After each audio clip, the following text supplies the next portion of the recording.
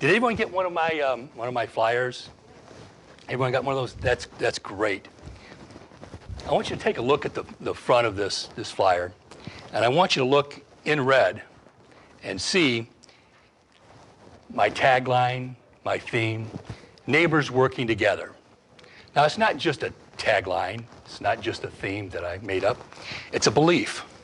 It's a philosophy that I have about local government. As you know, in the United States, you're one of about 320 million people. Your vote's very diluted.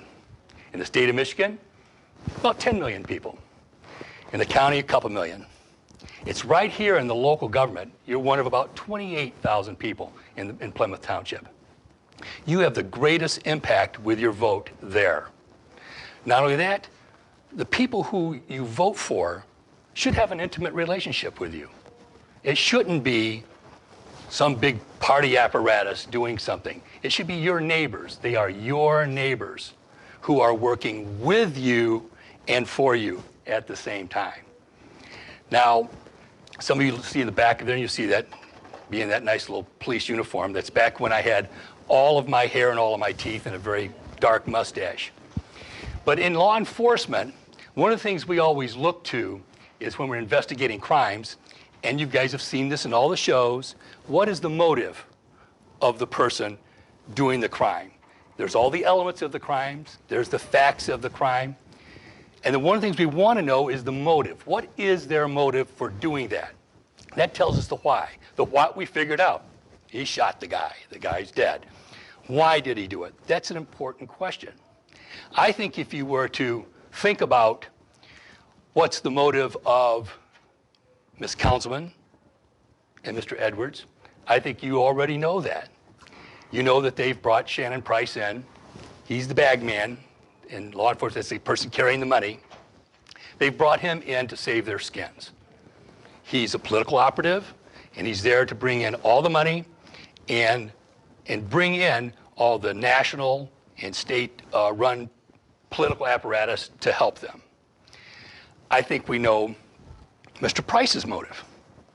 Mr. Price worked for Mr. Cox. He worked for the AG, Bill Schuette. Matter of fact, I really think he still works for them.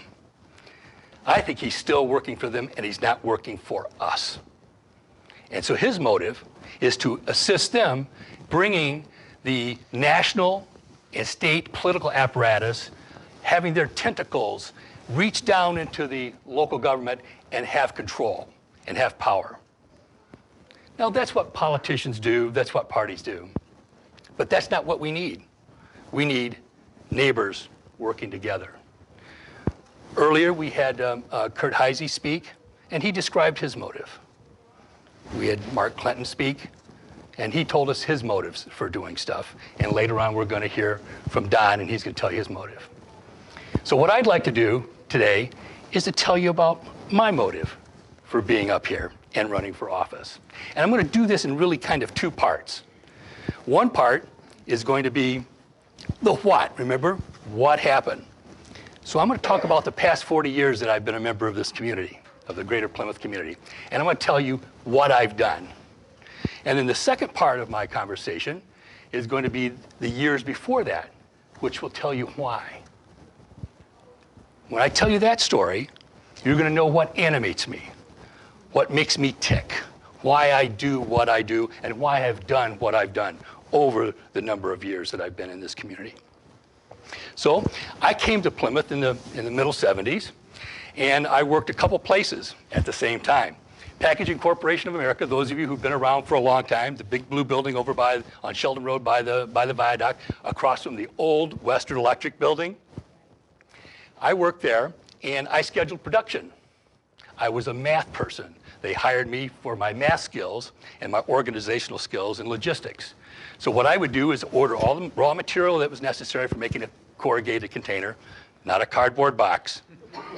Never call it a cardboard box to a person that makes boxes.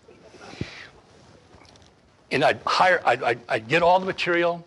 I would speak with the production crews and the sales crew and put together all the orders in order to meet the deadlines of the orders, and plus keep all the machinery running at the same time. So it was a very important job. It required skill, logistics, and good planning and good math skills, because you had to keep all the machines running and have that 87-inch Langston corrugator running at its optimum amount. So I did that for a number of years, and my father-in-law owned the 7-Eleven store in Plymouth, and I worked part-time there, mostly midnights, because it was hard to get someone to do that, and I went to college part-time. My family wasn't rich, and so I paid for my college cash and carry. It took me a long time to get my first degree, because I only did it when I had money to pay for it, so I didn't take out any loans. Then I was reading the Crier one day, and it had an ad in there about they were going to hire a policeman, and they were doing testing. I thought, well, that's kind of interesting. You know, I've always kind of liked that kind of thing. Maybe I should do it. And then I looked at the pay scale. It was a 50% pay cut for me. I thought, well, I mean, I'm going to have to do some tall talking on this one to get this one past the family. But anyway, I did it. I passed all the tests in the agility stuff, and they made you do all that. You had to take a lie detector test. At that time, they don't do that anymore. I can still pass a lie detector test. And so I was hired on the Plymouth Police Department. And I worked there for 10 years. And I did a number of things. But first I went to the Oakland Police Academy, where I did my basic police training. And then I did my crime prevention training at the Detroit Police Academy. Now, the crime prevention training was what I was really interested in. I was really interested in community policing. I lived in the city of Plymouth, the city that I policed. Matter of fact, I think that's the best kind of policing, is when your employees live and work in the same place, and you have a relationship with the people you're policing. You go to church with the person you're policing. You go to the grocery store with the person you're policing. You go to the park with them. You do Little League with the people you police. It makes you a better citizen, as opposed to, and I don't really want to, a mercenary kind of person. So I believed in that, and I practiced that myself. And I was one of the people that did that first as far as community policing. And so I was really involved with the community. I went to all the city commission meetings. They didn't like that, having a city employee coming to the commission meetings asking all the right kind of questions that they didn't want. I was also the union president while I was there. Now, when I was policing the city, we were hired by the township to police the township. They had a contract before. Those of you who've been around for, used to be the sheriff. You guys remember Andy Pruner, X66. And so we policed the township for about 5.5 years. Then Carl Berry talked his buddies into creating a police department of their own, and then we went back to just policing the city. Well, we had a city manager. His name was Hank Graper. Very smart guy, but not a very nice guy. Matter of fact, rather unscrupulous man. He hired a young guy from out of the area to be the police chief. And unfortunately, he was a very malleable person, would want to please his boss. And one of the things the boss wanted to do was to create an illegal ticket quota. Now, this was a most insidious ticket quota that I've ever seen in my life. What they would do is they would bring in the bottom 2 ticket writers each month, counsel them, and tell them they had to write more or else. Well, then what happened? The next month, 2 people, unbeknownst to themselves, who haven't changed their behavior, became the low ticket writers. Then the next month, somebody else. So it was a self-escalating ticket quota. It was rather ingenious, but it was illegal. So I went to the community crier and I exposed them.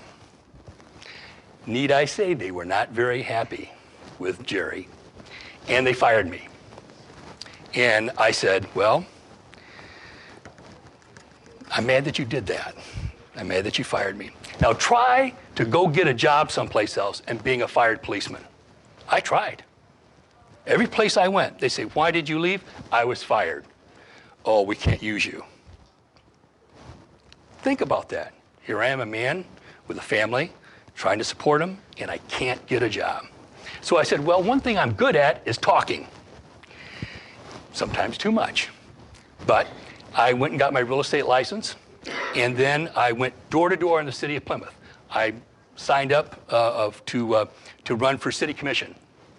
I went to every house in the city of Plymouth 3 times. Talked to every citizen 3 times. Then, about 3 weeks before the election, I put up over 200 signs in strategic locations. I was the first person to ever use a political sign in the city of Plymouth. Need I say, the city fathers were not very happy about that. They called me up and told me I couldn't do it. I sent them a copy of the Constitution. And that was the end of that. Well, Carl Berry and all the other people said, well, Vorva's not going to win. I won by the highest vote count in the history of the city of Plymouth. I went door to door to everybody 3 times.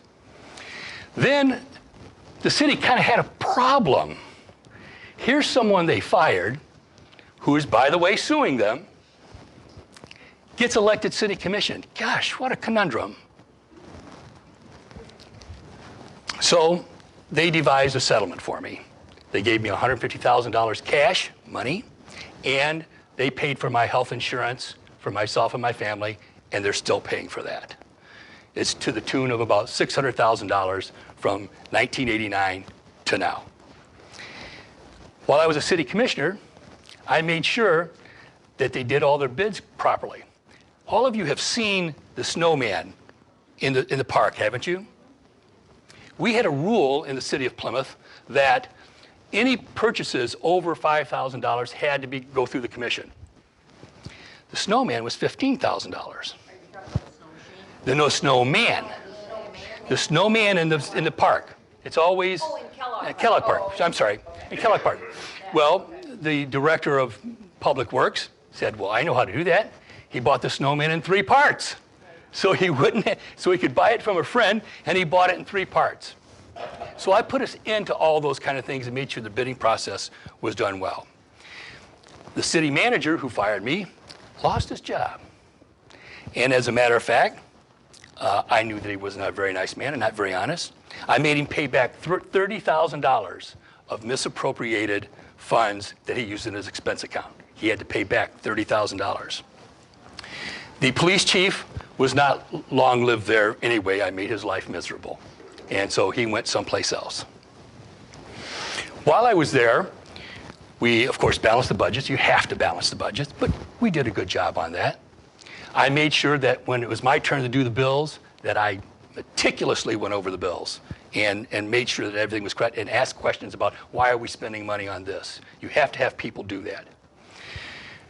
We lowered property taxes. Matter of fact, we gave a property tax refund. We cut the garbage millage in half.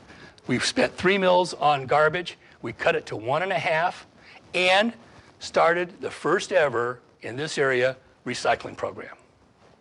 So we did a lot of good work. Then all of a sudden, John Engler gets elected, and he then appoints our county commissioner, Susie Hines. People have been around here for a long time. Remember Susie Hines? He appointed her to be the Southeast Michigan liaison person or some made-up thing. And then she said, my good friend Maury Breen, who was the township supervisor, should be the new county commissioner. And then the board said, our good friend Jerry Law, who was the state representative, should be our new supervisor. Sound familiar? Sound familiar? Then they said, our good friend Georgina Goss from Northville, supervisor, should be the one to be the state representative. And I said, I don't like that very much. These musical chairs, no input from the citizens. So I ran against Georgina Goss and Deb Wyman in a special election. Spent my own money. Spent my own money on it. I finished second. Georgina Goss won. She was the inside favorite. But the good thing was, that was just a special election. The very next year was the regular election. So I ran. Spent my own money. And I won. And I was glad that I won. I was very proud of myself for standing up to the powers to be. And so when I was in the legislature, they voted to give themselves a raise. I voted against it. And because I voted against it, I said, well, it would be unethical for me to take it. So I didn't. I took the money and I donated it to the Women's Resource Center at Schoolcraft College to assist single mothers so that they can go to college and have babysitters and stuff like that, to the Council on Aging and to the YMCA. So I donated my money to the community that supported me. We did Prop A, as you know, the largest property tax cut in the history of just about any state, still in effect today. Matter of fact, when I won, for the first time, Republicans had some power. It was a 55-55 split. There was 55 Democrats and 55 Republicans, and we alternated power every other month. One month, the Democrats were in power, the next month we were. And we did that for committees also. It was very interesting, a very interesting time to be there. We cut the income tax. We did a lot of wonderful things. Another thing I was proud of that I did because of my background in law enforcement was we created a forensic fund for testing criminal sexual conduct cases. And so it was a good fund. But you know what? They let it expire. And then you see in Detroit where they had all those. This fund was set up for that kind of thing, and there was a 5-year sunset on it, and they let it expire. Otherwise, they would have had money for that. So anyway, I served on the Education Committee, on the Insurance Committee, State Affairs Committee, Senior Citizens Committee, and the kind of what would be the HUD Committee for the state level. I thought I did a very good job. However, the powers to be didn't like me because I didn't play ball. I funded my own campaign. They tried to bring me in. Bob Law, who was Jerry Law's brother, was a big lobbyist, tried to woo me in into their side and to join their little cabal. And I said, I'm not doing it. Well, they ran someone against me, and I lost in the primary. Didn't matter. I had a job before I had that one. And so I went back to selling real estate, and I started law school, the 5.5-year program. Because I did it part-time at night. So I sold real estate. I quite successful at selling real estate, made a good amount of money, bought property myself. I bought vacant properties and sold them, and sold stuff on land contracts. So I did kind of the whole thing.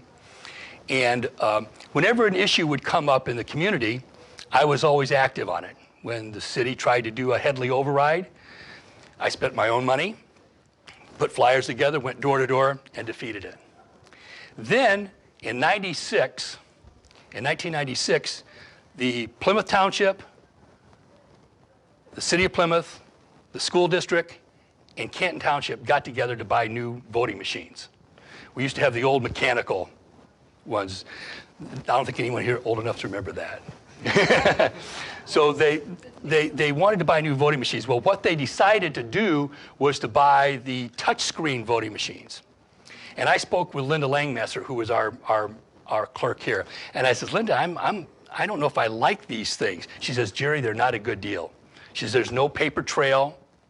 She says, it's open for fraud. She says, we're not buying them. I said, thank you. But the school did, Canton did, and Plymouth Township did. Well, one of the first times this thing was ever used was for a school bond issue, about a $90 million bond issue to build the new school. Well, one issue, single issue, yes, no. At the end of the day, the yeses won. But there were 716 votes unrecorded. And there's no paper trail. So I filed for a recount. The recount didn't even go very well. And I was even mad at a couple of friends who run the canvass board that should have done the right thing and they didn't. So I filed a lawsuit. So I was suing the school district. Now remember, in those days, school districts ran their own elections. They had their own election department. Now that's changed in part because of what I've done. But so I sued them. And what we found out was they violated 2 state laws by not getting these things certified properly according to state law. Not only that, when they filed for the election, which was in December of 96. The last meeting they had in 96, they scheduled the election for February the 22nd in the dead of winter on a Saturday. Never ever happened before. And the school district had a practice different than the other clerks. Those of you who are senior citizens know that you get your absentee ballot request forms automatically. The school district didn't do that because they didn't want senior citizens to vote, because they were afraid senior citizens would vote no. So they didn't send out absentee ballot request forms. They scheduled it in the dead of winter when senior citizens were gone, and they did it on a Saturday.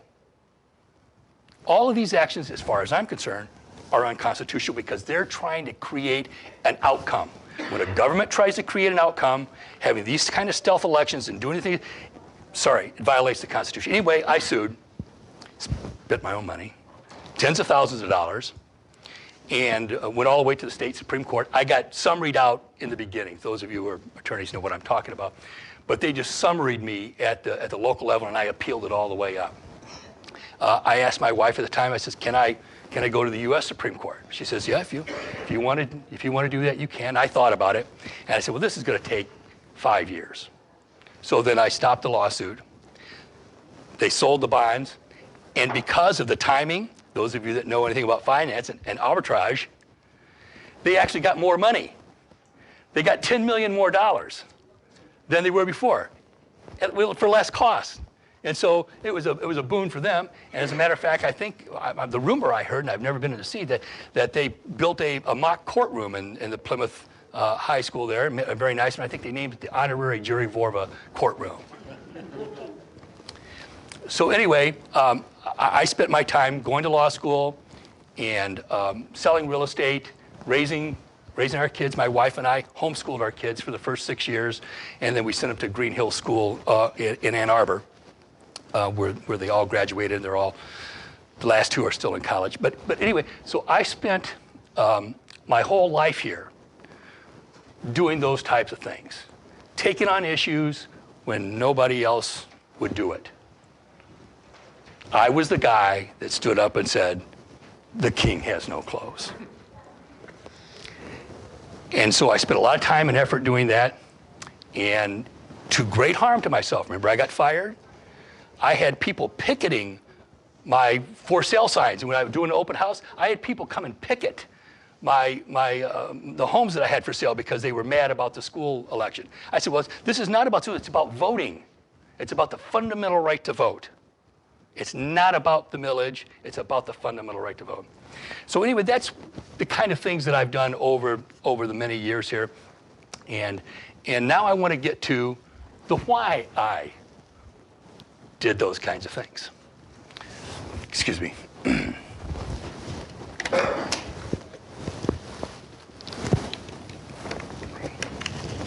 I was born in Haleyville, Alabama, Winston County, Alabama, northern Alabama. Very poor area. As a matter of fact, prior to the Civil War, in the antebellum South, I mean, there was Democrats and there was Whigs. Winston County was the Whig area, and it was surrounded by the whole Democrat area. So when Alabama seceded from the Union, Winston County seceded from Alabama. We became the Free State of Winston. Now you're going to be seeing a movie here coming up with Matthew McConaughey called The Free State of Jones. That was a county in Mississippi that did the same thing.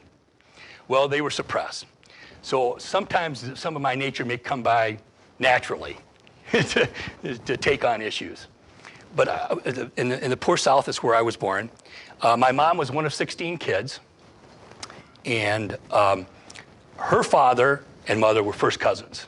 They had eloped, the family was mad at them, and so they were kind of ostracized in the family. The pastor didn't let them come to church, and they were mad at them. So the first 5 kids were women. My mom was number 5. And when my mom was about 7, 8, 9 years old, somewhere in there, she really couldn't remember anymore. Her father was murdered. His body was laid on the railroad tracks to cover up the thing, and they never found out who did it. And it was the people on the other side of the tracks, and they're ostracizing. The police weren't really interested in finding out who did it. Anyway, so the very, very poor family, and now my grandmother had all these kids, and really no way of making any money. There was no welfare or anything like that. Winston County was a dry county, so she said, well, there's ways to make money, and so some homebrew, and would sell homebrew. One of the other things that she did was she prostituted herself. Then she turned out her daughters. She coerced them into prostitution. That's how I came along. My biological father was some masher of an old guy born in 1898. My mom was born in 1935. Many of my cousins were all a product of this kind of coerced, family-run trafficking. Let me just stop for 1 second. I want to thank Kurt Heisey. He serves on the Criminal Justice Committee and passed a lot of good laws about human trafficking. Thank you, Kurt. Anyway, so I was raised in that environment, and it didn't take too long. You're 4, 5, 6 years old, and you understand how money was being made. You saw old men come up in their cars, take away one of your aunts or your mother, and my grandmother. She had a litany of illegitimate children over. I have a couple of uncles that are even younger than I am. And so you understood what was going on. Fortunately, my mom had a younger sister who refused to do this. She ran away from home. And when she did, she met a Marine. And that Marine came back to visit his family there, and he brought with him Bob Vorva, a Marine. Bob is from Michigan. He lived in the Flat Rock area. When he got word during the Korean War that his brother was wounded, he got mad and talked to his parents and let him join the Marine Corps. So he dropped out at 11th grade. So anyway, along comes this guy, Bob Vorva, with my uncle Pete Bennyfield, and he meets my mom. They fall in love and got married on December 7th on Pearl Harbor Day. So he took me out of the South. I no longer had to experience that. I had a man who taught me love of family, God, and country, taught me to work hard, and that's what I did. When I became an adult, I went to 13 different schools in 13 years in 7 states. I learned a lot about the country. I learned a lot about our Constitution and our history. And so I became a very successful person. Here it is, a poor bastard child, a product of prostitution. Got to make good money, got to be a police officer, got to be a city commissioner, got to be a state representative. A true American success story. A true American success story. And that can only happen in one place, and that's the United States of America. And so when I see politicians doing the wrong thing, I get mad, and I do something about it. That's the why. That's the why I'm doing this. And I don't care that it costs me money.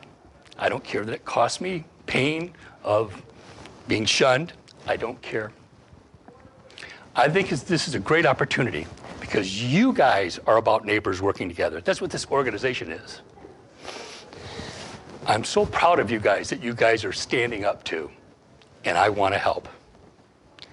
I don't need any money. I'm self-financed. But I do need your help. I need you to talk to people. I need you to tell your friends, like Carol just talked about. Write those letters, those cards. Take some of this literature and give it to your neighbors. This is a great community, and we deserve better. We really do. As clerk, I'll make sure we have open and transparent government. I'll make sure all the bidding is done correctly.